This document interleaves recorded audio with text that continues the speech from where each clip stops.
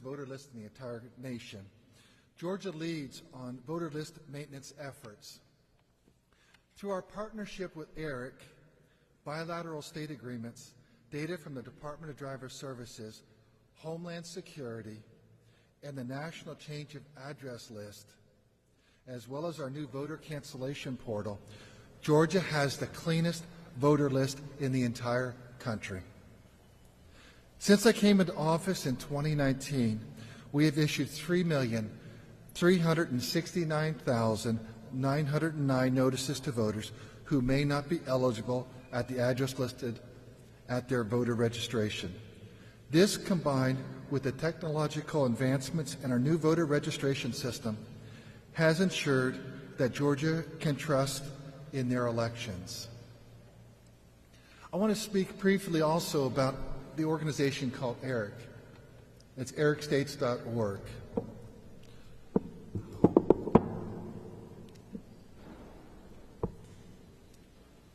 When House Bill 316 was signed into law, it allowed us to go ahead and authorize us to have our new voting system. It also allowed us to join a multi-state organization, and that specifically was the Electronic Registration Information Center. We became a member of ERIC, and we think it's a very valuable tool. Unfortunately, a few years ago, someone started posting things out there and really said that it was an organization that was not doing good work and it was run by bad characters. It was actually run by the fellow state members that were us. And many Republican states withdrew from ERIC. This is why we did not withdraw from ERIC, because I wanted to make sure we always had the cleanest voter list in the entire country. In 2023 alone, we have completed the following. 84,523 mailings were sent to voters who filed a national change of address indicating an out-of-county move with data provided by ERIC.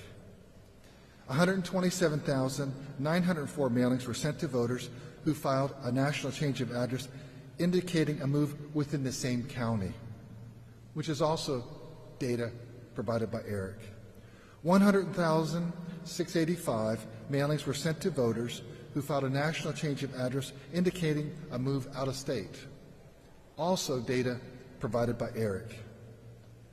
82,077 mailings were sent to voters identified as moving out of state, with data provided by ERIC. 32,285 mailings were sent to voters identified as moving within Georgia, with data provided by ERIC. Add that all up, you come up to 432,474 voters, because we are members of ERIC. I believe that every state should be a member of ERIC. I wish all 50 states were. It would allow us all to have cleaner, accurate, more up-to-date voter list. But list maintenance is an ongoing process, and it involves utilizing all the resources at our disposal. This summer, I instructed my elections division to conduct a comprehensive citizenship audit using our new voter registration system, Jarvis, and cross-referencing our data with all the databases available to our office. That's the second audit in 2 years. This is the most comprehensive citizenship check conducted in the history of Georgia, if not the most comprehensive check ever conducted in the United States of America.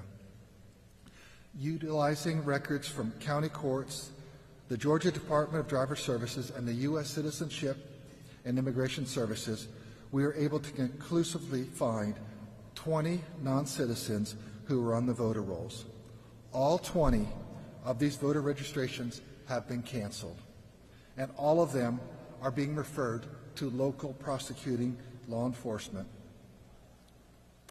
There are 156 people that require additional human investigation, and my office opened a case file into these individuals.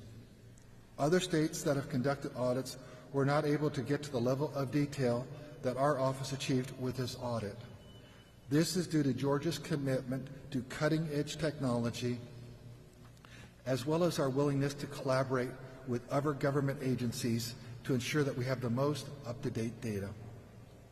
Georgia is a model when it comes to preventing non-citizen voting. We have front-end citizenship verification, where citizenship is verified through the Department of Driver Services or the online voter registration portal. In addition, Georgia is a 100% Real ID compliant state. We conduct continuous list maintenance and require photo ID for all forms of voting.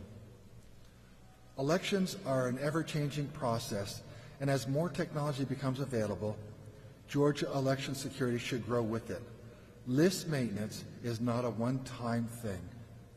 It is an ongoing process with incremental improvement. We need to remain constantly vigilant. I am committed to keeping up with list maintenance activities and will be conducting a comprehensive citizenship audit once a year going forward. Now, in other great news, probably should put some smiles on all of your faces, Georgia is having continuing records every day, it seems, with early voting turnout. As of close of polls yesterday, we have received 1,929,628 ballots. Of those, 1,814,223 are for early voting in person, and 115,000 for absentee by mail. With just under 2 weeks until the election, an astounding 26.8% of all active voters have already participated. By lunch, we should cross the incredible hallmark of 2 million voters casting their ballots already. This is proof in Georgia it's easy to vote and hard to cheat. And I do want to let you know that I'm just really proud of our elections team office. And I don't know if you've gone to this spot yet, but I'm going to do that right now. But I want to give a shout out to our team, but also our election data hub. And I don't know if you can see that, but right on there it's going to show you how many people have had their absentee ballots accepted, how many people have turned out for early voting, what that total number is. And you can also look at the percentages of all the counties and actually how many people showed up on each county. I'm just really grateful for the work that our election team has done so far. We know that we're just not even halfway through this process. Grateful for the work of our counties. And I'm going to call up our Chief Operating Officer, Gabriel Sterling, because he has some additional details that we'd like to share with you. Gabriel?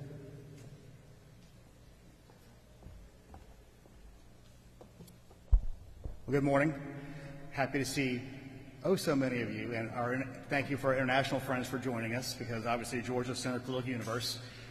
I want to get a few specific things out there. The 20 individuals we found as non-citizens who were canceled based on individualized information from those people. What it is they signed affidavits to get out of jury duty, basically saying, I am a non-citizen.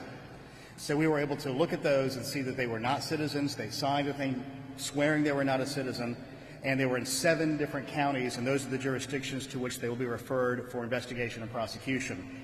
Those counties are Fulton, Cobb, Bibb, Clayton, Henry, Gwinnett, and DeKalb. Again, Fulton, Cobb, Bibb, Clayton, Henry, Gwinnett, and DeKalb. As the Secretary said, the reason we were able to get these additional 156 individuals who we do not know if they are citizens or not is because of the upgrade in our technology over the last few years. The original audit was done in the old voter registration ENET. The new one has been done under Jarvis, the Georgia Registered Voter Information System. And yes, we did get the name from the Marvel movies, just to really tweak people.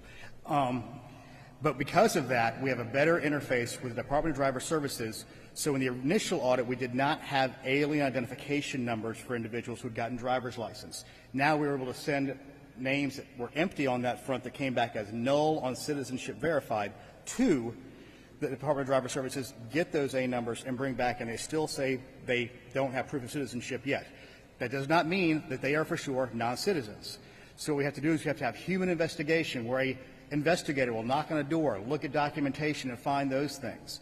And that will be a continuing effort, as the Secretary pointed out. Another thing to point out is in the time in office, we have been able to legally cancel over 1 million registrations. That's not canceling voters, it's canceling registrations. So people who are no longer in the state, who no longer have a valid right to vote. And I want to point something out. If you go to the data hub that the Secretary talked about, you can search Georgia Secretary of State Data Hub to go there.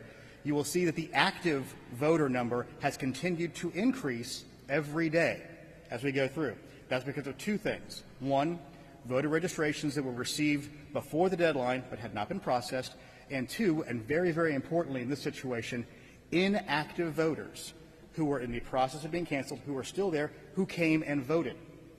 And that's the important reason. You can't just take a national change of address list and say you have to cancel these people, because there are people who have legal rights, and federal law is there to protect those rights, and state law is there to protect those rights, and our office will always protect the rights of every voter.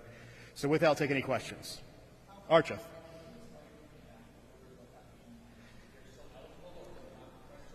Okay, and an active voter is somebody who was an active voter at one point, and a few things might have happened that would cause them to get a notification saying, hey, it doesn't look like you're here anymore. It's going to be a national change of address, it's going to be a returned mail, and it's going to be, what's the third thing?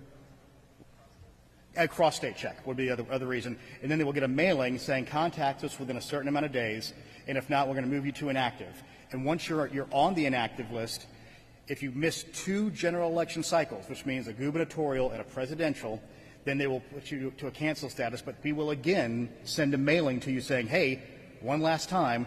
And this office was the first to actually release the list publicly, so anybody can go search that list, look for their friends, look for their family, and see if they're in that position to be canceled. And of course, we can only do these in 90-day windows outside of the election for this kind of systematic update of lists. Mark.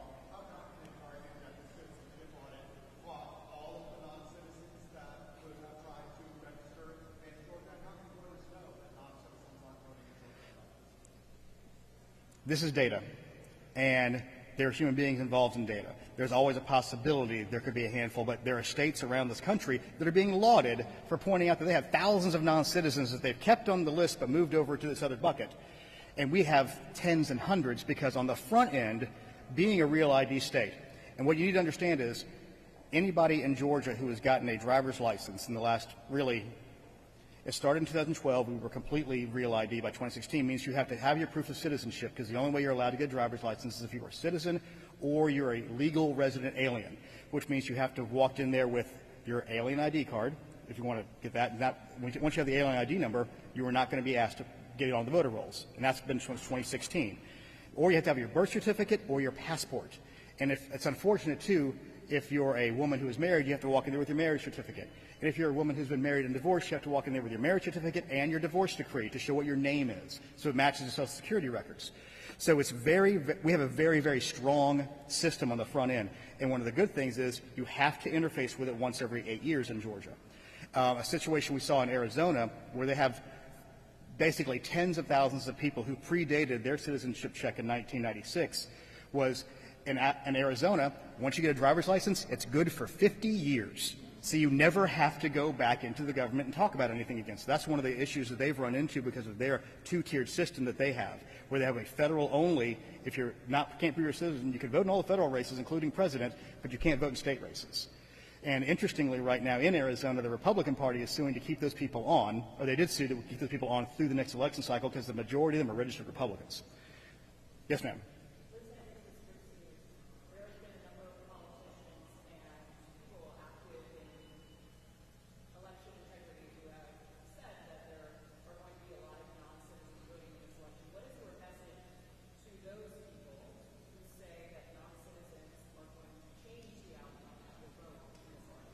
One of the reasons the Secretary ordered this non-citizenship audit is to prove to people that while there are ways that some can potentially get on, it is ceasingly rare, and especially in a state like Georgia that has very good data management. But in every state in this country, an individual has to sign a certificate stating that they are, in fact, a U.S. citizen. This is one of the things that the Secretary has fought for since he was elected in 2019. He and I and Deputy Fuchs went to Washington, D.C. in 2019 and to meet with Congress people who didn't want to talk about this. They need to update the National Voter Registration Act to allow for us to have better citizenship verification in all the states of the union. Because right now, the NVRA basically says you can't do it, which is why Arizona has that bizarre two-tier system. There are federal rules that get in the way of this. There is no proof that there is this overwhelming number of non-citizens on the rolls. Because the reality is, if you're a non-citizen and you're a legal resident and you're on a path to citizenship, if you try to register to vote, you will never get to be a citizen. It is a very high risk, very low reward for one vote thing. There are situations I know in other states where their DMVs are not as good at checking these things, and sometimes they will slip through unintentionally, and that's a bad situation. But in Georgia, I know this, and all across the country, the level of potential is very low. Is it there in every state? Likely, but a small, small amount. But in Georgia, we know we have the best system in America of stopping it on the front end. I do not see that changing the outcome of the election in Georgia, especially since we only identified 20 and they've all been canceled. Yes. Mm-hmm. What it is we will work with our attorneys and our investigative unit to hand over all the evidence we have to the individual county DAs here. Now it's completely up to them to make the prosecutorial decisions. A situation we had where we had double voters, we handed them over, and take as an example in Forsyth County, there were 2 double voters we handed over to them.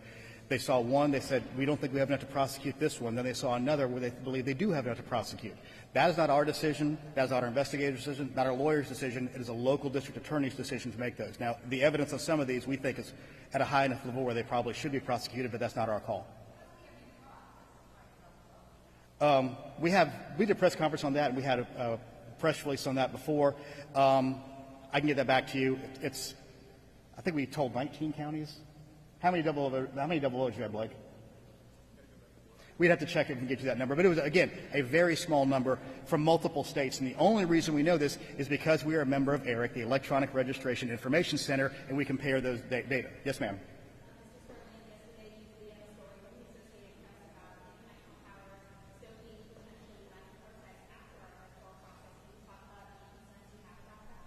Well, that's the reason I did the tweet is we need to understand that if you're hyper-partisan on either side, you are an easy point of manipulation for foreign powers who want us to beat each other's throats. We need to be as discerning as we can with the information that we see. And one of the things I've been telling people is if you see information that really scratches that partisan itch, whether it's on the hard left or the hard right, it probably isn't true. And to investigate multiple sources and trusted sources like the Georgia Secretary of State or your local county elections office and get the information from them. That's the best source. Go to trusted sources. Twitter and Facebook are not always the best place for news, whether you believe that or not. Oh, yes, ma'am.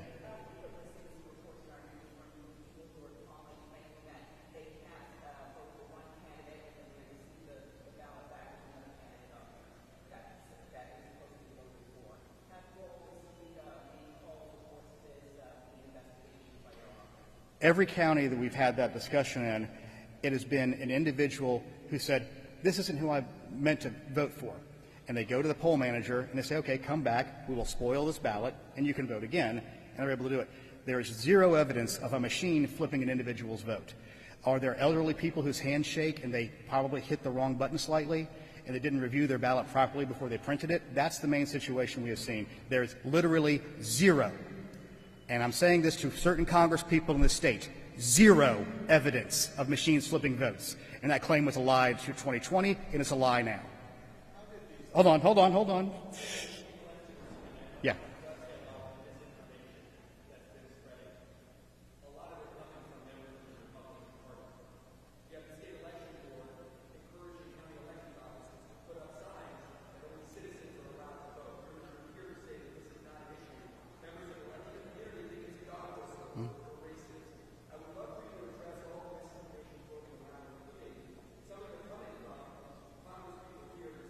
Okay, all. You want to address all the misinformation. You have 2 or 3 days.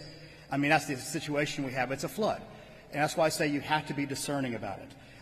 But one thing to be clear, this office provided posters. This is in part to help people understand. If you're a non-citizen, it is illegal to vote in this state by state law and by federal law. And there are posters in most of the counties in the state that have that up now to explain that to people. Because for me, it's a very big risk for those who want to be citizens, and they need to understand that. There's misinformation that is unfortunate. And people, the incentives are backwards. And I've said this many times standing here and across the country at different talks. If I say something crazy that gets lots of retweets and lots of likes, I can raise more money. That's the incentive right now. So the crazier some of these claims can be, the specific claim we found out about in Whitfield County was one elderly voter who went to the poll manager and said, "This isn't who I meant to vote for." "Well, ma'am, why don't you come over here and we'll work with you?" So they went over there. She printed the ballot she wanted. She went and cast that ballot. A Democrat poll watcher came to her and said, "Ma'am, was this experience okay?" "Absolutely, this is a great experience." She told somebody that story, then they told somebody that story, and then a tweet went out or a Facebook post went up, and that's where this came from. The problem is one little piece of a human error, and this is the problem. There's going to be 190 million people interfacing with a system they deal with once every 2 to 4 years, with hundreds of thousands of volunteer-level human beings. There are going to be errors. What we can't allow people to do is undermine people's faith in the outcome of the election because of natural human frailty. That's why we have so many safeguards in place, so many reconciliations in place, so many audits in place, and so many machines getting tested beforehand. All right, what else?